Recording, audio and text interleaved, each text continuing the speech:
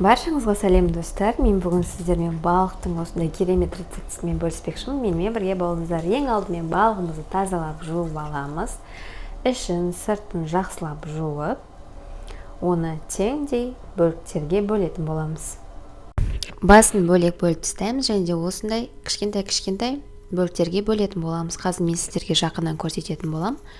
Тұзын қосамыз, яғни өздеріңіздің қалауларыңызша, және бұрышты қосып, жақсылап қолымызбен араластыратын боламыз. Оның жаңағы тұздығы сіңгенше біразға қойып қоямыз.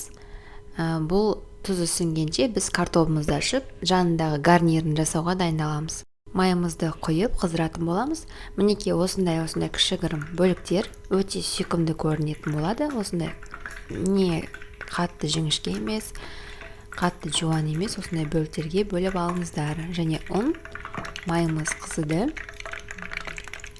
Ақырындап енді балығымызды салатын боламыз. Балығымызды ұнға екі жағын бірдей аунатып аламыз. Жақсылап осы видеодағындай көріп тұрғандарыңыздай.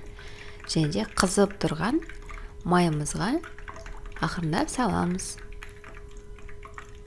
Бір-бірлеп каждый кусокты салып отырамыз қазір аунатып алғанда. Мінекей осылай қуырылып жатыр. Корочка пайда бола бастайды, сол кезде екінші жағына аударамыз. Параллельді картошкамыз қуырылып жатыр. Корочка пайда бола бастайды, аударамыз. Балықтарыңыз қатты күйікке түйген дәм шығады.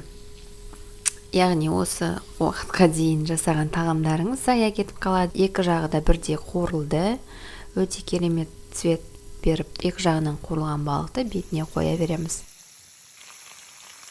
Барлығы бірдей қуырылып болғаннан кейін осылай бетінің сарымсағын турап,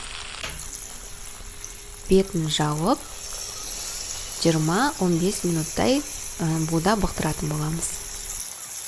Астының жабыспауын алдын алу үшін баяу отта бұқтыратын боламыз. Мінекей бізде дайын болды. Өте керемет, дәмді болып шықты. Иісінің өзі сондай керемет.